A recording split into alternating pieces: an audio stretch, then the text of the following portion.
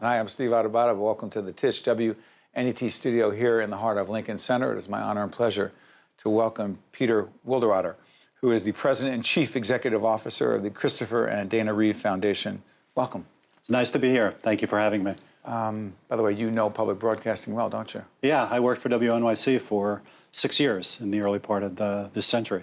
Helping to raise money. Helping to raise money. We still do that. We still We never stop doing that. You've got probably a couple of tote bags in your closet. Yeah, fighting the good cause. Yeah. Speaking of good causes, this foundation, the Christopher and Dana Reeve Foundation, extraordinary.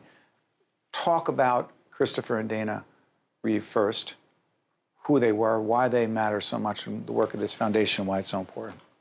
Yeah, I think we tell the story of spinal cord work the way we tell the story of history, BC and AD, before Christopher and after Dana.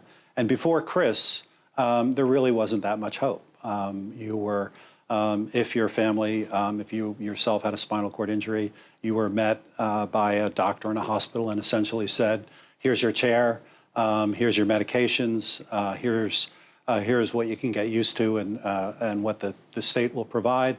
And oh, by the way, in sort of a cruel afterthought, that which you get back in the first couple of weeks after the injury is what you can expect for the rest of your life. Chris changed that dogma completely. He actually had the audacity to talk about a cure and fought the good fight to raise awareness, to raise money, to get scientists to collaborate, to get the community to participate in that. Excuse me, take a step back. Chris's accident was? In 1995. And put in context, I'm sorry for interrupting, Peter, but put in context for those who may not remember what and who Christopher was at the time in the American pop culture scene and why he was such an important figure. Well, Chris was an extraordinarily well-known actor, and he was Superman. And he literally played Superman. He literally played Superman, and so it became the metaphor. You know, Superman got injured, and he used that celebrity. He actually used that celebrity prior to his injury. He founded an organization called the Creative Coalition because he believed that actors not only should lend their name to organizations, but they should be informed and educated. I actually met him in a previous organization because he was an advocate. The organization was Planned Parenthood. He was a big believer in a woman's right to choose and international family planning. And so he gave his celebrity, and he changed the game. He changed the way people think about spinal cord injury, certainly the support that the foundation that bears his name garnered. While he was out talking about a cure, his wife really talked about a care and the fact that at the time of the injury, there was no place for people to turn to get the information that they needed, how to make their homes accessible, how to navigate this new life and what was coming down the road. And so she created our Paralysis Resource Center, which has helped over 70,000 people in those early stages, as well as any questions that they might have about the injury, information that they might need, a peer-to-peer network. They were extraordinary people. So Christopher winds up dying what year? He died in 2004. And just a couple of years later, literally 18 months later. 18 months later, Dana dies of lung cancer. She dies of lung cancer. Two people, vital, young, strong. This happens to them. They have young children. Mm-hmm. Who were the young children and what ages? At the time of, I think, Matthew, I think, was 22 or 23. Alexandra was 21. And Will was 14 at the time of their passing. And in fact, Dana died in March of 2006. We had a board meeting the next day, and we nominated Matthew and Alexandra to our board. And they've been extraordinary board members and carried the vision of their folks on and to this day. And Will, when he graduated from college and started his career in broadcasting, joined our board and has been an extraordinary advocate to help us spread the word. Put spinal cord injury into its proper context for us, Peter, if you could. How many people in this country are dealing with spinal cord injuries? 1,275,000. That was done through a study that we did. There are 5.5 million that are that have some form of paralysis due to something that occurred in the central nervous system. Our resource center helps all living with paralysis. Our research is really focused on trying to find cures for spinal cord injury.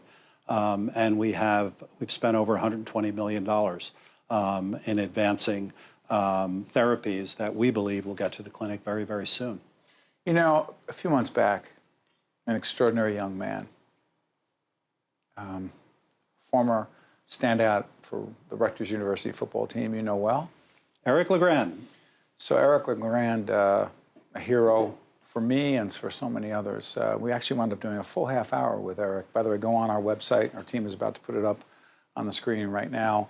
SteveAutobato.org. All of our programs, our team is so great. That's what they do. They let folks know where you can find our programs. Check out Eric Legrand. Eric was injured in the year 2010 at a Rutgers football game against Army. Eric tells his own story. He did the interview in his wheelchair, and he has to be one of the most positive, extraordinary role models. But he's made progress, and he continues to make progress, and he's connected to your organization, and he's very optimistic. Why? He's optimistic because we know so much more now. In the early days, we believed there was no science, there was no research. So because of the pioneers and the organization, the American Paralysis Association that existed before Chris was injured, they funded a lot of the basic science that took us to where we are now. And Eric is optimistic because he's part of our Neuro Recovery Network, which is treadmill. Neuro Recovery Network. Right, and we have a site right at the Kessler Foundation in West Orange where Chris was treated, and Eric goes there, and it's treadmill training where they suspend Eric, and they really rework his legs because the spinal cord has a memory, and it re-engages and reignites that which is going on. So he's very, very optimistic. And by the way, go back to the Kessler Foundation because they're not only a supporter of some of the public programming, public television programming we do, but we also I moderate a whole range of conferences on work that Kessler is doing. But I have some of the work they're doing is groundbreaking, and I'm struck by the progress, the science there, the research there, which has me seeing things I never thought were possible. People are able to walk that we never thought were able to. That's correct. Yeah. A lot of that is due to technology. You know, and they were a funder of one of the early patients that we had in what is becoming our big idea, where one implants a off-the-shelf Medtronic device used for pain. Medtronic, the company. And this device goes above the dura of the spine where the injury was and excites those neurons that have been silent for a long time and reignites and creates those pathways. And we're seeing people get bowel, bladder function back, temperature control, extraordinary things that heretofore would never be anticipated. So Eric is very optimistic and has every right to be optimistic. He has a smile that would fill this room, and that optimism. And he reminds us very much of Chris, as his mom, who's a member of our team now, Eric's mom. Reminds us of Dana. Let me ask you this, a couple minutes we have left. Some of the misconceptions that many of us have about those who are dealing with spinal cord injuries, who are dealing with paralysis. A, that we think that there's very limited progress. And again, every case is different. Every individual has a different case. But that we're so pessimistic, some of us, and I mean metaphorically, I mean a lot of folks out there. That's one. But what else do we need to know about spinal cord injury and its future? I think we need to know that disabled doesn't mean unabled, and so that we have a quality of life program. We've given over $20 million in grants to local organizations, teams that want to, so that individuals with disabilities can participate in sports and things along those lines. Wheelchair ballroom dancing, making the Bear Mountain accessible so that those in chairs can get to the summit. Making gardens accessible so that people can fully participate. I think the real misconception is that we don't know, when we see somebody in a wheelchair, we don't know how to interact and connect with that person. We should just go up and talk to them and ask them how they're doing and ask them about their injury, and they will be willing to, and ask them what their dreams and aspirations are, because they have them and they will succeed. Maybe their dreams were somewhat changed when that injury occurred. As Eric said, Susan, but Eric has a career in broadcasting. Chris acted from the chair. He taught his son how to ride a bike from the chair. And so that is the message that we need to It's so interesting you say that. Eric Legrand told us, yeah, he did want to play in the NFL, but since that was not possible, he wanted to be the best broadcaster he could be. And he focused on what, check this out, trust me, it's a powerful interview. He said he wanted to focus on what he could do, not on what he was not able to do, and be the best at what he could do. Real quick, if I could get you to talk about this, the emotional and psychological piece for those who are dealing with spinal cord injuries. How do you help folks deal with that side of the equation? We have people like Karen Legrand, we have people like Dana Reeve, and we've created a peer-to-peer network that aligns someone who has had a similar injury. That's how we got to Eric. That's what Chris would do. He would read about somebody, he would hear about somebody, he would pick the phone up and call them, and that's a life-changing call to get a call from Christopher Reeve. And the foundation continues to do that. How do you raise your money? Day in and day out.